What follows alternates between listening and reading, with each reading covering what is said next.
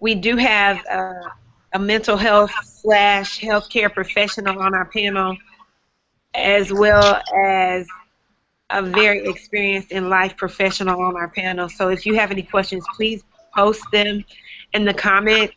If you're on Twitter, please post them on Twitter and hashtag MyTakeShow so we can get these questions answered.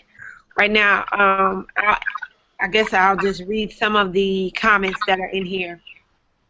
Guyanese gal said, "What a tragedy. I'm still shocked about it. I watched this young man grow up on TV. No one knows what he was feeling inside him but him and God." I want to say something. When there are no warning signs and there is no note, there isn't necessarily a reason for the outsider, I always want an investigation.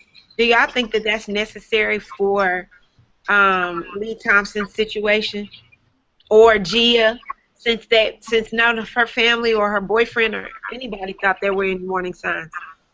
Do y'all think that people automatically suspect suicide instead of checking to make sure there's no foul play? I mean, I think in those types of situations, they are experienced enough to know the difference. I mean, especially, in her case, she hung herself. And then in Lee Thompson Young's case, I know a lot of times they will look, with clients and everything nowadays, they can look and tell the angle that he did, and there's probably residue on his hand from the gunpowder and all of that. So I think for them, I think they kind of already know kind of what to look for in certain situations, or they would know whether to, look for foul play or to just rule it as a suicide. Okay. If anybody ever thinks that I committed suicide, y'all have an investigation, please. Okay. So yeah.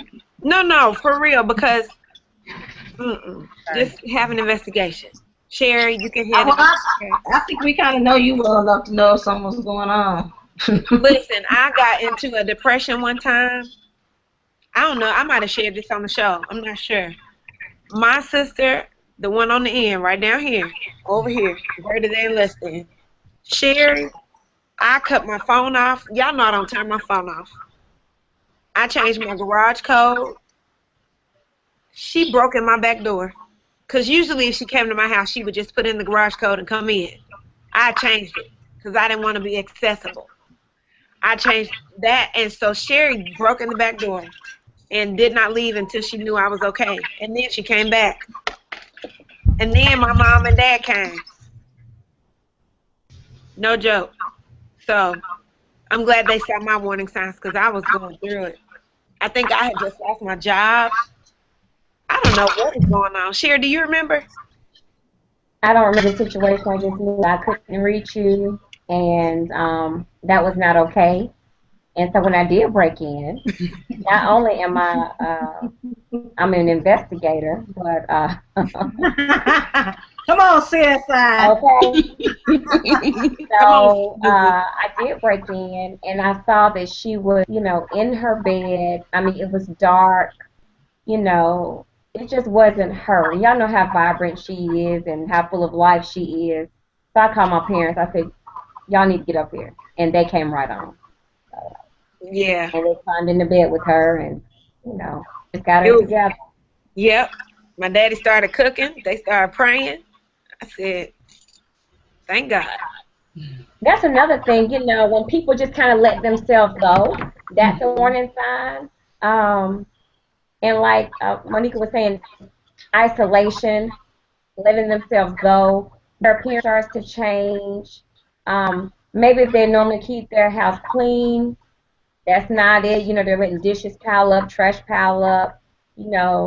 That's a warning sign. You see someone, say that they get the newspaper, and that they're in town. Newspapers are piling up out front. Those are some, warning signs you can look for too.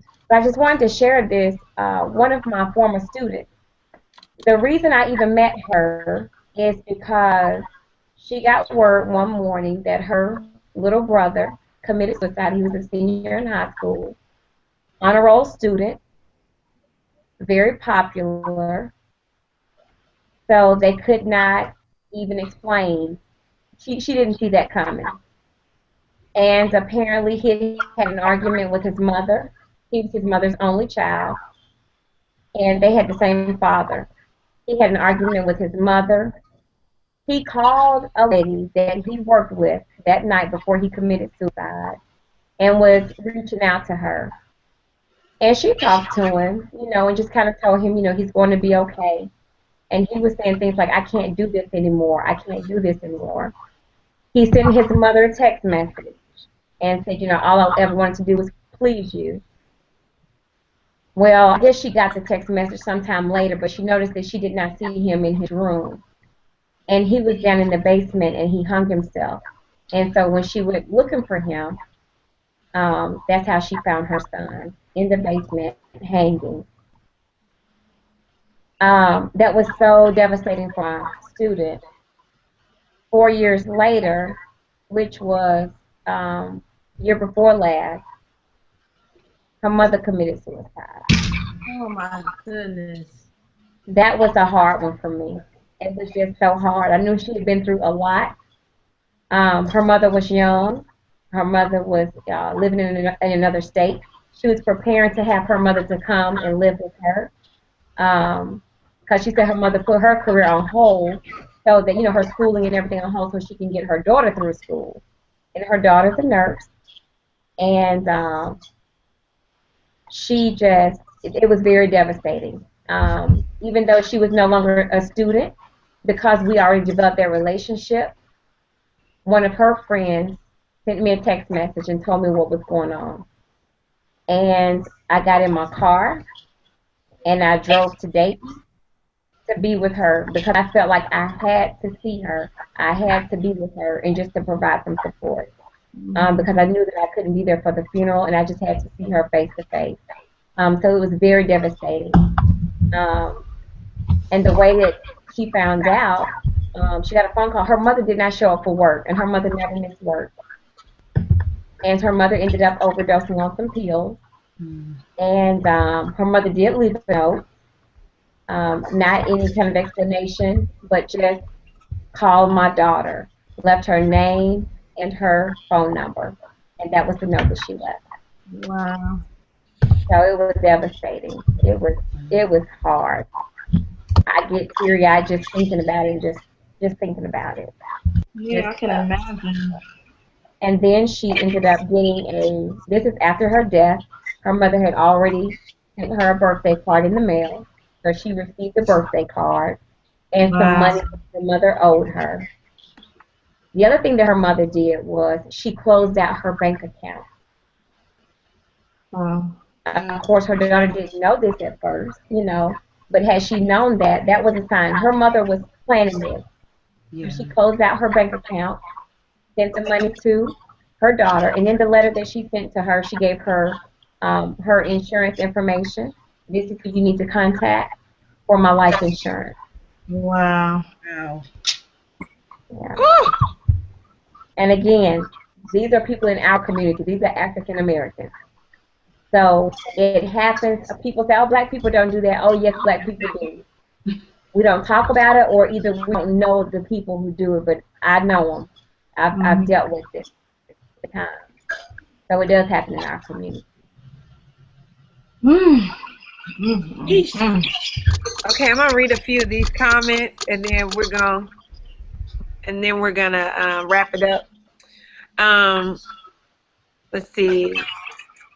Ghanese gal said, "I'm seriously gonna miss seeing him act." And then she also said, "Depression has no color." I totally agree with that. Mama Thompson said, "This is a heavy show tonight, ladies. A lot of good info." Sugar said, "You never know what kind of stuff goes on in a person's mind." Mama Thompson said, "Oh, Monica." I think that right there was a hug inserted. I'm going to go with that. That's fact, Mama. I know, right? Ghanese gal said they are looking into it because he kept a diary and they looked through it and found nothing. Oh, about Brother Young. Sugar said, I'm an investigator by profession, and it's really disheartening when we get suicide calls, especially when we see they tried multiple things before they died. Ooh. Okay, and then Ghanese Gal said, suicide is everywhere. Choir director at my church, at the church my grandmother goes to was found hanged in the closet. And then Mama Thompson said, somebody passed the Kleenex. Crazy. So that's where we are on the comments. Okay. I wanted to, well, yeah, before we went to comments, I said I had a question that I wanted to ask Monica, and that question is, what turned it around for you? What was your turning point where you had that aha moment that Oprah talks about? Like, what was a turning point for you where you were kind of like, you know what, like, what am I doing with myself, with my life? What was that for you? My mom sat me down. Sometimes that's all it takes is our mama. She sat me down, and my son, I think, was 4 or 5 at the time. 5. And she was like, that little boy right there. How dare you be so selfish to want to leave this cute little boy here wondering why his mom didn't love him enough to stick through whatever he was going through. That was it for me, because I love my baby. That is my pride and joy. He keeps me going. And that, I had to look at it. How selfish of me. Is it really that bad that you want to be that selfish? And not only that, but like Sherry was saying, I was listening to something, I think it was on the radio, and they were talking about this genealogy of suicide. And it was a very famous family, and how one person committed suicide, and then like the next generation had somebody that committed suicide, and then the next generation. And it was ridiculous to me. And I think sometimes some stuff is generational, but it was just like, wow, this is nuts. And I didn't want that to be a trail that I leave for my son. Like, the easy way out is to die. And I have power over my own life, which none of us really do. But we take that power in our own hands when we commit our suicide. You know what, Monica? I think I heard that as well. I want to say I was watching Joel Osteen a few weeks ago, and he was talking about that family. I cannot remember who it is, but yeah, it was just a history of suicide. It was either Joel Osteen or it was Joel, because he's on my podcast. It was okay. Joel. Okay. I was gonna say it's either him or Charles Stanley, because I sometimes watch him on Sunday, so I knew it was one of them. Bedside Baptist. Just to add something else, also, when a person commits suicide, their friends are at an increased risk when they know someone has committed suicide. This happened in Cincinnati, Ohio. This girl's best friend committed suicide. She went to the funeral. After the funeral, she went home and hung herself. Oh my goodness. What? So that's when someone knows another person who has committed suicide that they're close with, it increases their chances of doing the same thing. Wow. Does that generally go for teens, or is that common in adults as well? I think more so for teenagers.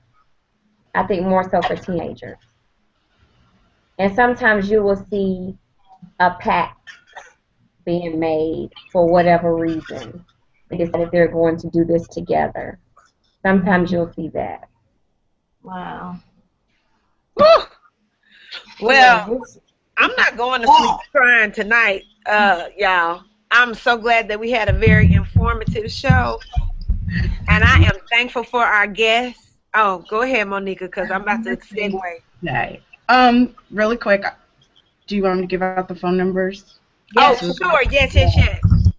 Okay, so there's a suicide prevention website, but I'll just give out the phone number, and that's 1-800-273-TALK, TALK.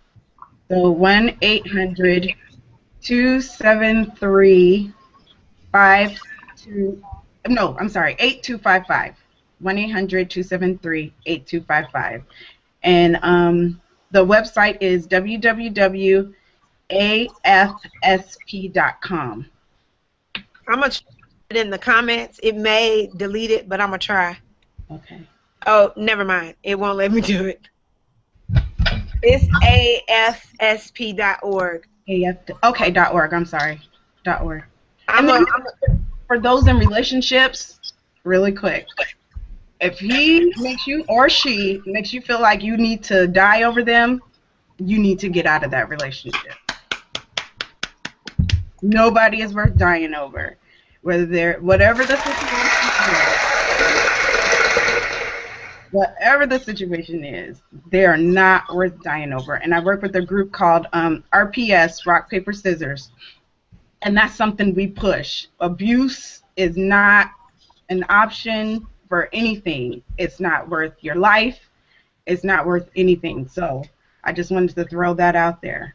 Control, manipulation, all those things. If they're doing all that, go ahead and get on out of that. that was good. Yep. I second that emotion. Does anybody else have any closing comments they would like to make before I segue? No, Was but there an 800 number? She just gave it. Oh, I'm sorry, I missed that. Can you say it again, Monica, so I can put it in the comments? 1-800-273, and then the word talk, which is 8255. There we go. I'll put both in there. 8255. So if you know of anyone who is showing those warning signs and you've done the QPR, did I say the letters right? Mm-hmm. If you've done the QPR and you've done everything you can, maybe there is another professional or a professional that can help them in a more, I don't know, in a better way. And those are the numbers, and that's the website in case you need it. Please, please, please use it and take this seriously. We don't want another life lost at the hands of a person. And this is the last thing that I'm going to say. I know we were going to segue, but, don't be so caught up in your emotions or even your pride where you keep your mouth closed. Sometimes we think that people don't care, people don't understand, that you can handle it all on your own. And sometimes it just takes you opening your mouth to say one thing and everything else will spill out. And it's good for you. It's good for your soul just to be transparent and to share with someone. So, don't hold it in. Don't let pride and any other thought keep you from holding stuff in. Let it out and save yourself. That's it. That was great. That was really good.